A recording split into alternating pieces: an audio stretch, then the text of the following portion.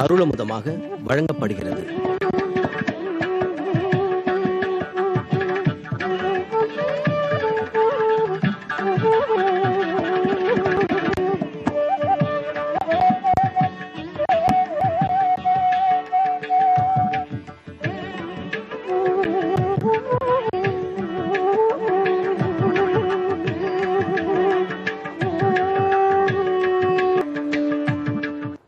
ஸ்ரீராகவம் தசரதாத்மஜம் அப்ரமேயம் சீதாபதிம் ரகுகுலான்வய ரத்னதீபம் ஆஜானுபாவ அரவிந்த தலாயதாட்சம் ராமம் நிசாச்சர விநாசகரம் நமாமி. விடியற் காலையில் ஸ்ரீராமனை வணங்குவது நமக்கெல்லாம் ஆனந்தமான ஒன்று. ராமன் தசரதன் பெற்ற செல்வம், ரகுகுலத்துக்கே மேன்மை சேர்க்க வந்தவர், சீதையின் அன்பு கணவன். ராமனுடைய உயரத்தையும் திருமேனி அழகையும் வால்மீகி ஆச்சரியமாக இந்த ஸ்லோகத்தாலே விளக்குகிறார். ஆஜானுபாகும் அரவிந்த தலாயதாட்சம், தாமரை போன்ற கண்கள் கொண்டவர், தன்னுடைய முழந்தாள் அளவு நீண்டிருக்கும் திருக்கைகளை கொண்டவர், 8 அடி உயரம் இருக்கும் அவர். இதைத்தான் வால்மீகி ராமாயணம் கூறுகிறது. ஆனால் ராமாயணத்தில் சொல்லப்பட்ட ராமனுடைய உயரத்தை விட 1 அடி அதிகமாக உயரமாக இருக்கும் ராமனை இன்று நாம் தரிசிக்கப் போகிறோம். ராமர் சன்னிதானங்களை அடுத்தடுத்து சேவித்து கொண்டு வருகிறோம். அதில் இப்போது சென்னையிலிருந்து அரக்கோணம் போகும் ரயில் பாதையில் செஞ்சி பாணம் பாக்கம் என்கிற ஊரை வந்து அடைகிறோம். இது திருவள்ளூரில் இருந்து 3வது புகைவண்டி நிறுத்தம். இவ்வூரில் தாசரதி கல்யாணராமர் சந்நிதி மிகவும் பிரசித்தி பெற்றது. பகவான் தசரதனுக்கு மைந்தன், ஆகையால் தாசரதி என்று திருநாமம். இங்கே அருகே சீதையை திருக்கல்யாணம் பண்ணி கொண்டிருக்கிறார், ஆகையால் கல்யாணராமன்.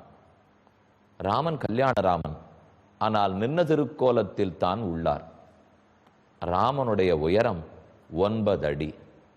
ஆகையால் தான் கூறினேன், வால்மீகி ராமாயணத்திலேயே கூட ராமனுக்கு 8 அடி உயரம்தான் கூறப்பட்டுள்ளது.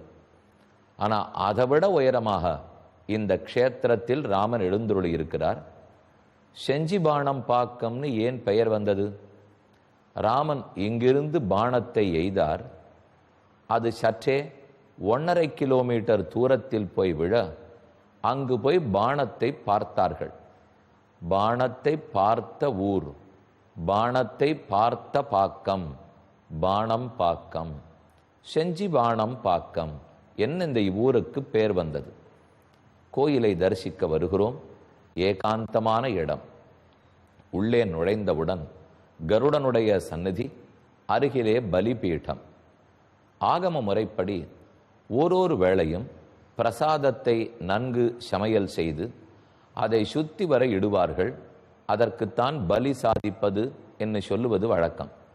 பலிபீடம் அருகே துவஜஸ்தம்பத்தின் கீழே வணங்கிக் கொள்ளுகிறோம். தாண்டி கருடன் கைகளை கூப்பிக்கொண்டு சிறகுகளை விரித்து அழுந்திய திருவடி தாமரைகளோக ரொம்ப ஆச்சரியமாக தரிசனம் கொடுக்கிறார். இந்த கோயில் சுமார் 400 ஆண்டுகளுக்கு மேல் பழமை வாய்ந்தது என்கிறார்கள். இவற்றை 100 ஆண்டுகளுக்கு முன்னால் புனர்நிர்மாணம் செய்திருக்கிறார்கள். இந்த கோயிலிலேயே இதை புனர்நிர்மாணம் செய்த பக்தையினுடைய விக்கிரகத்தையும் நாம் தரிசித்துக் கொள்ளுகிறோம். கோயிலினுடைய ஸ்தல விருட்சம், க்ஷேத்திரத்தின் விருட்சம் வேப்ப மரம். வேம்பு எப்போதும் கசக்கும், ஆனால் உடலுக்கு நன்மை செய்யும். அதே போல ராமனும் ஒருவேளை கசப்பரோ, ஆனால் நன்மை செய்வரோ அல்ல.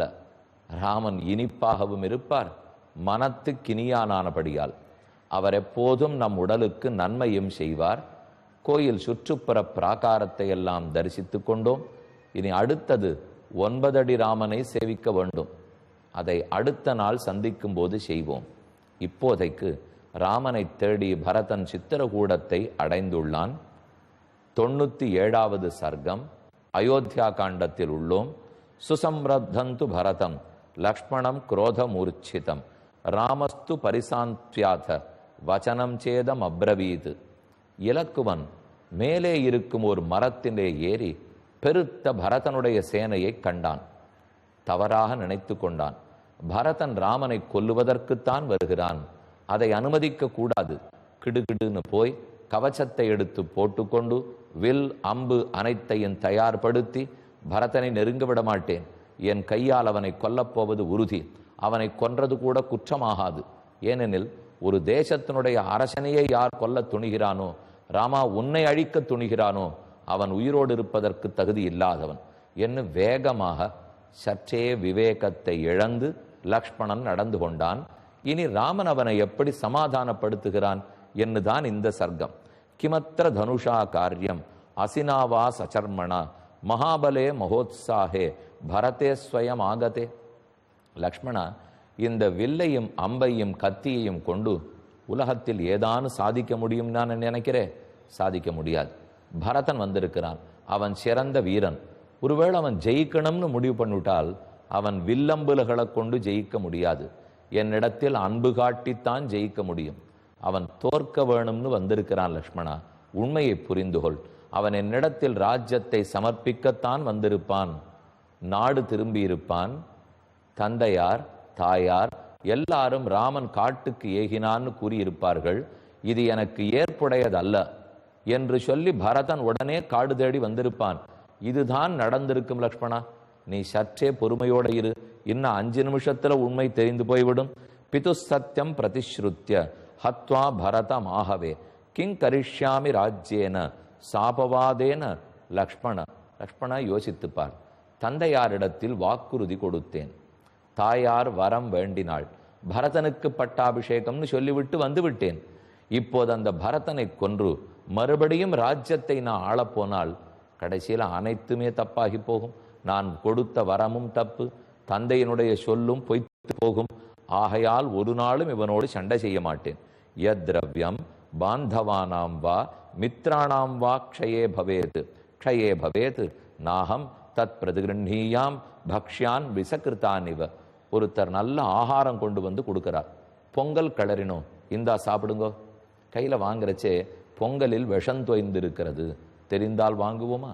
அதை மற்ற பேருக்கு பகிர்ந்து கொடுக்கோமா? அதே போலத்தான் எனக்கு ராஜ்யம் கிடைக்கும், ஆள வேண்டும்னு சொல்லுகிறாயே லக்ஷ்மணா. பரதனை கொன்றா? ஒரு நாடோ சொத்தோ சுகமோ எல்லாம் உறவினர்களுக்காகத்தானே சம்பாதிக்கிறோம். அந்த உறவினர்களையே கொன்று நாட்டை ஆளுவதில் எனக்கு விருப்பம் இல்லை. நல்லவனாக இருக்க வேண்டும், தர்ம மார்க்கத்தில் நடக்க வேண்டும். பரதன் மிகவும் நல்லவன், அவனை கொல்வதற்கு என் எண்ணமே போகாது. தர்மமர்த்தஞ்ச காமஞ்ச பிருத்திவீஞ்சாபி லக்ஷ்மண இச்சாமி பவதாமர்த்தே ஏதத் பிரதிருஷ்ணுனோமிதே. ஒரு விஷயத்தை புரிந்துகொள். நான் தர்மத்தை கடைபிடிப்பதோ, பொருள் ஈட்டுவதோ, எல்லா விருப்பங்களையும் நிறைவேற்றுவதோ, மோட்சத்துக்கே போகணும்னு நினைப்பதோ அனைத்தும் தம்பிகளான உங்களுக்காக. எனக்குன்னு மட்டும் நான் தர்மம் பண்ணலே, உங்களுக்காக செய்கிறேன். எனக்குன்னு பொருள் ஈட்டவில்லை, உங்களுக்காக செய்கிறேன். பிராத்ருணாம் சங்கிரஹார்த்தஞ்ச சுகார்த்தஞ்சாபி லக்ஷ்மண ராஜ்யமப்பியகமிச்சாமி சத்தியேன ஆயுதம் ஆலபே. எனக்கு ஒரு நாளும் உங்களுடைய விருப்பம் இல்லாமல் உங்களுக்கு ஒரு தீங்கு செய்து இந்த நாட்டை ஆளுவதில் விருப்பம் கிடையாது. யத்வினா பரதன் துவாஞ்ச சத்ருக்னம் வாபி மானத பவேன்மம சுகம் கிஞ்சித் பஸ்மதத் குருதாம் சிகி. இப்ப ராமன் சொல்றதுதான் அழகு. இன்னைக்கு இருக்கிற வாழ்க்கை சூழ்நிலையில் நம்ம ஒவ்வொருவரும் இதை புரிந்து கொள்ள வேண்டும். உனக்கோ சீதைக்கோ தசரதனுக்கோ ஒரு நன்மை இல்லாமல் எனக்கு மட்டும் தனித்து ஒரு நன்மை, ஒரு சுகம் இருக்குமானால் அந்த இன்பத்தை இப்போதே நெருப்புக்கு இரையாக்கி விடுகிறேன். என் இன்பம் உங்களோடு சேர்ந்ததே தவிர தனித்து ஒரு நாளும் ராமம் இன்பமடைய மாட்டான். பகவானுடைய பெருமை. வைகுந்தத்தில் பெருமாள் எழுந்துள்ள இருக்கிறார். ச ஏகாக்கி ந ரமேத. தனித்திருக்கும் பெருமானுக்கு ஆனந்தமே கிடையாதாம். நித்தியர்கள் முக்தர்கள் பத்தர்களெல்லாம் வைகுந்தத்தை வந்து அடைந்து விட வேண்டும், எல்லாரோடையும் கூடி இன்பப்பட வேண்டும் என்று கூடியிருந்து குளிர்வதில் தான் பெருமானுக்கே விருப்பம். ஆகவே பரதனை விடுத்து சத்ருகனனை விட்டு, ஏ லக்ஷ்மணா உன்னை விட்டு எனக்கென்று தனித்தொரு சுகமே கிடையாது. அம்பாஞ்ச கைகையும் ருஷ்ய பரதச்ச அப்பிரியம் வதன் பிரசாத்திய பிதரம் ஸ்ரீமான் ராஜ்யமே தாத்து மாகதா. அந்த பரதன் நாட்டிலே விட்டு வெளியே போய் மாமன் வீட்டிலிருந்து திரும்பி வந்தான். ராமன் காட்டுக்கு போயிருப்பான்னு தெரிந்து கொண்டான். அவன் உடனே துடித்து போய் நாட்டை என்னிடத்திலே சமர்ப்பிப்பதற்காக வந்திருக்கிறான். இந்திர பதவி கொடுத்தாலும் அவனுக்கு ஆசை இருக்காது, என்னிடத்தில் அடைவிப்பதைத்தான் அவன் ஆசைப்படுகிறான். லக்ஷ்மணா, எனக்கே கூட 10 நிமிஷம் பிடிக்குமா உலகத்தை ஜெயித்து இந்திர பதவி அடைய? அதில் எனக்கு விருப்பம் கிடையாது. உங்களுக்காகத்தான் எதையும் செய்கிறேன். எனக்கென்றா? நகிதே நிஷ்டுரம் வாச்சா பரதோ நாப்பிரியம் வச்சா அகம் ஹி அப்பிரியமுக்தா சியாம் பரதஸ்ய அப்பிரியே கிருதே. இப்படி யோசித்துப்பார். எங்கேயாவது யாராவது பெத்த தகப்பனாரை கொல்லுவார்களா? பெத்த தாயை கொல்லுவார்களா? கூட பிறந்தவர்களை கொல்லுவார்களா? அப்படி கொன்றுதான் சொத்தை அடைய ஆசைப்படுவார்களா? ஆகவே ஒரு நாளும் பரதன் என்னை கொல்ல நினைக்க மாட்டான். நீயும் பரதனை கொல்லுவதற்கு நினைக்க கூடாது. ராமன் ரொம்ப தெளிவா இருக்கார். இதுலேருந்து நாம புரிஞ்சுக்க வேண்டியது, எக்காரணம் கொண்டும் பங்காளிகளுக்குள்ளே, அண்ணன் தம்பிகளுக்குள்ளே, பெற்றோர் குழந்தைகளுக்குள்ளே சொத்து விஷயமாக, இடம் விஷயமாக எந்த சண்டையும் வருவது கூடாது. அப்படி நடக்குமா? அதெல்லாத்தையும் தாண்டினது தானே உறவுகள். ஒரு உறவுன்னு சொல்றோம்னால் அது சொத்துக்கோ பணத்துக்காகவோ தாழ்ந்து விடக்கூடாது. இதை தாண்டி இருக்கக்கூடியதுதான் உறவு. பகவானுக்கு நமக்கும் உறவு, பெற்றோருக்கு நமக்கும் உறவு. அதை மதிக்க வேண்டிய முறையில் உயர்ந்த ஸ்தானத்தில் தான் வைக்க வேண்டும். நகிதே நிஷ்டுரம் வாச்சா பரதோ நாப்பிரியம் வச்சா. பரதனுக்கு விருப்பமில்லாததை பேசாதே, எனக்கு விருப்பமில்லாததை லக்ஷ்மணா கூறாதே. கதன்னு புத்திரா பிதரம் ஹன்யு கஷ்டாம் சிதாபதி பிராதாவா பிராதரம் ஹன்யாத் சௌமித்ரே பிராணமாத்மனா எதிராஜ்யஸ்ய ஹேதோஸ்துவம் இமாம் வாச்சம் பிரபாஷசே வக்ஷ்யாமி பரதன் திருஷ்டுவா ராஜ்யமஸ்மை பிரதீயதாம். இந்த ஸ்லோகம்தான் லக்ஷ்மணன் எதிர்பார்க்காத ஸ்லோகம். ஏற்கனவே நாம் பரதனை தப்பா நினைச்சுட்டோமே, கொல்லுவதற்கு போனோமே என்று வெட்கப்பட்டு கொண்டிருக்கிறான் லக்ஷ்மணன். ராமன் சொல்ல சொல்லத்தான் புரிகிறது. சில பேர் ரொம்ப வேகப்படுவார்கள், விவேகத்தை இழப்பார்கள். அந்த சமயத்தில் நாமும் விவேகம் இழக்காம நிதானமாக எடுத்து கூற வேண்டும். அவர்கள் பரபரத்ததற்காக நாமும் பரபரத்துட்டு எவ்வளவு சொன்னாலும் கேட்கறது இல்லையே, எப்படியோ போ என்று நாம அவசரப்பட்டுட்டோம்னால் அந்த இடத்தை அப்புறம் நிலைமையை சீர் செய்யறதுக்கே முடியாது படும். இப்ப கடைசியில் என்ன தேவை ராமனுக்கு? பரதனை பத்தி இலக்குவன் ஒழுங்காக புரிந்து கொள்ள வேண்டும். அதுதானே தேவை. அதற்காகத்தான் இப்போது பேசுகிறார். கொஞ்சம் கொஞ்சமா லக்ஷ்மணனுக்கு புரிகிறது. ஆனா ராமன் கொடுத்த கடைசி சாட்டை அடி, லக்ஷ்மணா உனக்கும் இந்த நாட்டின் பேர்ல ஒரு கண்ணு இருக்குன்னு இப்பதான் தெரிஞ்சுது. இது வரைக்கும் அது தெரியல. நீ பரதனை கொன்று விட்டால் நீ இளவரசி பட்டம் கட்டி கொள்ளலாம்னு பார்க்கிறாயா? இந்த எண்ணம் உனக்கு இருக்குன்னு என்னிடத்துல ஒரு வார்த்தை சொல்லியிருந்தால் இப்ப கூட பரதனிடத்தில் நாட்டை உனக்கு விட்டு கொடுக்க சொல்லுகிறேன். பரதன் மறுபேச்சு பேச மாட்டான். லக்ஷ்மணா, நீ நாட்டை அனுபவிப்பாய், நான் பரதனை அழைத்து கொண்டு மீத ஆண்டுகளை காட்டில் கழித்து வருகிறேன். இது கேட்டுத்தான் லக்ஷ்மணன் துடித்தே போனான். ராமனை தவிர மற்றொருத்தன் அவனுக்கு தெரியாது. ராமனுக்காகத்தான் பரதனை கூட குற்றம் நினைத்தான். ஆனா ராமன் இவ்வளவு சுடுசொல் பேசலாமா? லக்ஷ்மணனை பத்தி ராமனுக்கு தெரியாதானால் நன்றாக தெரியும். ஆனா பெருமானிடத்துல எப்போதும் ஒரு பண்பு, ஒரு சுவாவம் உண்டு. தன்னிடத்திலே குற்றமிழைத்தால் அபச்சாரப்பட்டால் கூட பொறுத்து கொள்வார். ஆனா தன்னுடைய அடியவனிடத்துல யார் தப்பு செஞ்சாலும் அதை துளியும் பொறுக்க மாட்டான். பரதன் ஒரு அடியவன். அவனிடத்துல கூட பிறந்த லக்ஷ்மணன் தம்பியே தப்பு பண்ணா கூட, கூடவே இருக்கிற லக்ஷ்மணனை கூட சட்டன்னு சவுக்கடி போல ராமன் பேசிவிட்டார். எது ராஜ்யஸ்ய ஹேதோஸ்துவம் இமாம் வாச்சம் பிரபாஷதே வக்ஷ்யாமி பரதன் திருஷ்டுவா ராஜ்யமஸ்மை பிரதீயதாம் ததோக்தோ தர்மசீலேன பிராத்ரா தஸ்ய ஹிதேரதः லக்ஷ்மணா பிரவிவேஷேவ ஸ்வானி காத்ராணி லஜ்ஜயா. என்ஷான் உடம்பு லக்ஷ்மணனுக்கு ஒரு ஷானாக குறுகி நிற்கிறான். அதோ தூரத்தில் பரதன் நெருக்கமாக வருகிறான். ராமன் எங்கே எங்கேன்னு தேடிக்கொண்டு வருகிறான். இனி என்ன நடந்ததுன்னு காத்திருந்து கேட்போம்.